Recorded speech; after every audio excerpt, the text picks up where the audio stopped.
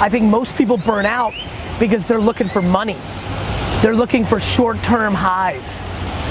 You know, when the game itself and the process and gratitude is the mix of your gasoline, you'll run forever. When it's about getting a watch or buying a new home or getting a new pair of Yeezys, you're finished. And so I see a lot of people looking for quick highs. I want to get that girl, I want to get that guy, I want to get that plane, I want to get that, you know, car. That is just not sustainable.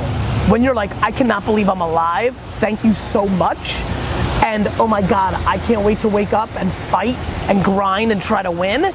I love the game. You're unstoppable.